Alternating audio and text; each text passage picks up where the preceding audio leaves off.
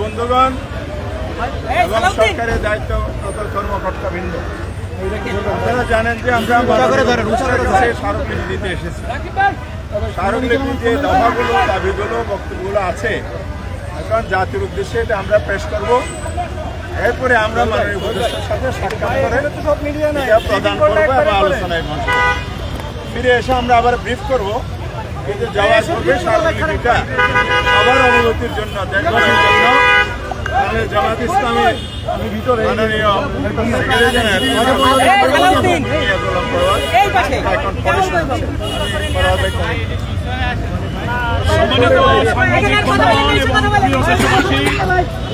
আসসালামু আলাইকুম ওয়া রাহমাতুল্লাহি ওয়া বারাকাতুহু। আমরা অন্তর্বর্তীকালীন সরকারের মাননীয় প্রধান উপদেষ্টা আটটি সমমনা দলের পক্ষ থেকে যে স্মারকলিপি আজকে পেশ করতে যাচ্ছি, সেটা জাতি এবং দেশবাসীর অবগতির জন্য জমা দেওয়ার আগে জানিয়ে দেওয়া আমরা প্রয়োজন মনে করছি। সেজন্য বাংলাদেশ জামাত ইসলামের আমির ডক্টর শফিকুর রহমান, ইসলামী আন্দোলন বাংলাদেশের আমির পীর সাহেব চরমনাই, মুফতি সৈয়দ মোহাম্মদ রেজাউল করিম, বাংলাদেশ খেলাফত মজলিসের আমির মৌলানা মামুনুল হক, খেলাফত মজলিসের আমির অধ্যক্ষ মৌলানা আব্দুল বাসিত আজাদ, বাংলাদেশ নিজামে ইসলামী পার্টির আমির অধ্যক্ষ মৌলানা সরওয়ার কামাল আজিজি, বাংলাদেশ খেলাফত আন্দোলনের আমির মৌলানা হাবিবুল্লাহ মিয়াজি এবং জাতীয় গণতান্ত্রিক পার্টির সভানেত্রী ব্যারিস্টার তাসমিয়া প্রধান এবং বাংলাদেশ ডেভেলপমেন্ট পার্টির সভাপতি অ্যাডভোকেট আনারুল হক চান, এই 8 জনের স্বাক্ষরিত যে স্মারকলিপিটা আমরা প্রধান উপদেষ্টার কাছে পেশ করছি, সেটাই আপনাদের অবগতির জন্য আমি পেশ করছি। মাননীয় প্রধান উপদেষ্টা, আসসালামু আলাইকুম ওয়া রাহমাতুল্লাহ। 2024 সালের জুলাই আগস্ট মাসের সফল গণ অভ্যুত্থানের পর জনগণের অভিপ্রায় ও জাতীয় ঐক্যমতের ভিত্তিতে আপনার নেতৃত্বে অন্তর্বর্তী সরকার গঠিত হয়েছে। অন্তর্বর্তী সরকার দায়িত্ব গ্রহণের পর রাষ্ট্রের প্রয়োজনকে সামনে রেখে জনগণের প্রত্যাশা পূরণের লক্ষ্যে গণহত্যার বিচার, রাষ্ট্র সংস্কার ও স্বৈরাচার ফিরে আসার সকল পথ রুদ্ধ করার প্রত্যয় নিয়ে কাজ শুরু করেন। জাতির প্রত্যাশার আলোকে আপনার বরিষ্ঠ নেতৃত্বে পরিচালিত বর্তমান সরকার দেশে গণতন্ত্র, মানবাধিকার ও ন্যায় বিচার প্রতিষ্ঠার জন্য নিরলসভাবে প্রচেষ্টা চালিয়ে যাচ্ছে। এই লক্ষ্যে গঠিত হয় বিভিন্ন সংস্কার কমিশন। কমিশনগুলোর সুপারিশের ভিত্তিতে জাতীয় ঐক্যমত্য কমিশন 166টি প্রস্তাবের ভিত্তিতে রাজনৈতিক দলসমূহের সাথে আলোচনায় মিলিত হন। দীর্ঘ আলোচনার পর 84টি প্রস্তাব সিদ্ধান্ত আকারে গৃহীত হয়। অনেকগুলো প্রস্তাবের সাথে কতিপয় রাজনৈতিক দল ভিন্ন মত পোষণ করায় সেগুলোর ব্যাপারে গুরুত্বপূর্ণ সিদ্ধান্ত গ্রহণ করা সম্ভব হয়নি।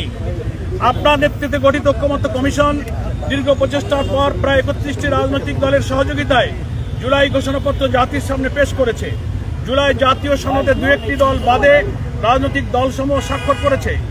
জুলাই জাতীয় সনদ বাস্তবায়নের পন্থা সম্পর্কে সরকার ও রাজনৈতিক দলসমূহের পক্ষ থেকে বিশেষজ্ঞদের কাছ থেকে আইনি মতামত গ্রহণ করা হয়েছে। অবিলম্বে জুলাই সনদ বাস্তবায়ন আদেশ জারি করা এবং জাতীয় নির্বাচনের পূর্বে গণভোটের তারিখ ঘোষণা করা প্রয়োজন। এই মর্মে ঐক্যমত্য কমিশনের পক্ষ থেকে সরকারের কাছে জুলাই সনদের সুপারিশ সমূহ পেশ করা হয়েছে। পেশকৃত জুলাই জাতীয় সনদ বাস্তবায়নের ইস্যুতে প্রধান রাজনৈতিক দলসমূহের মধ্যে ভিন্ন মত সৃষ্টি হয়েছে, যা নিরসনের দায়িত্ব কমিশনের পক্ষ থেকে সরকারের উপরই অর্পণ করা হয়েছে। সরকার অদ্যাবধি জুলাই সনদ বাস্তবায়ন ও গণভোট সম্পর্কে কোনো সিদ্ধান্ত ঘোষণা করেনি। আমরা আন্দোলনরত দলসমূহের পক্ষ থেকে মনে করি অবিলম্বে জুলাই সনদ বাস্তবায়ন আদেশ জারি এবং জাতীয় নির্বাচনের পূর্বে গণভোটের তারিখ ঘোষণা করা জরুরি হয়ে পড়েছে। ইতিপূর্বে আমরা আগামী ফেব্রুয়ারিতে একটি অবাধ, সুষ্ঠু, গ্রহণযোগ্য নির্বাচন অনুষ্ঠানের লক্ষ্যে 5 দফা গণদাবিতে নিয়মতান্ত্রিকভাবে আন্দোলনের কর্মসূচি পালন করেছি। দেশের জনগণ এ দাবির প্রতি ব্যাপক সমর্থন দিয়ে রাজপথের আন্দোলনে সামিল হয়েছে। রাজনৈতিক এই সংকট নিরসনে সরকারের সকল উদ্যোগকে সফল করার জন্য আমরা প্রস্তুত আছি।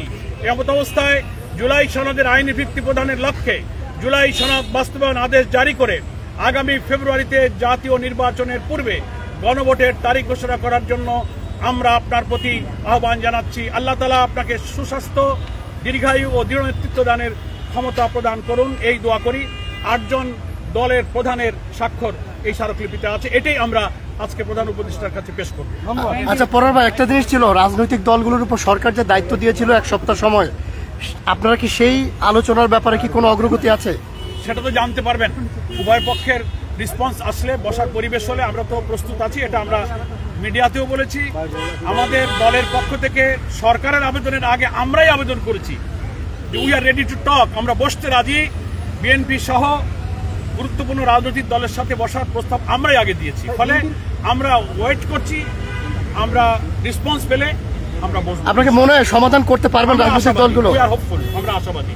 এবং জাতীয় নির্বাচনের আগে এই গণভোট আপনারা আগে থেকে বলে এসেছিলেন যে গণভোটটা আগে করতে হবে, এবং এটি বড় সংকট তৈরি করবে কিনা, যেহেতু বলেছিলেন প্রধানমন্ত্রী বলেছিলেন নির্বাচন না হলে বড় সংকটের দিকে দেশ যেতে পারে। আপনি মনে করেন কিনা নির্বাচনের আগে এই পরিস্থিতিগুলো বড় সংকটের দিকে দেশকে নিয়ে যাবে? নির্বাচন সুষ্ঠু হওয়ার জন্যই গণভোট, গণভোট না হলেই বরং মূল জাতীয় নির্বাচন সংকটে পড়ে যাবে। ধন্যবাদ, ধন্যবাদ, ধন্যবাদ। আসেন আমাদের আত্মীয়বৃন্দ আসেন। আমাদের দলীয়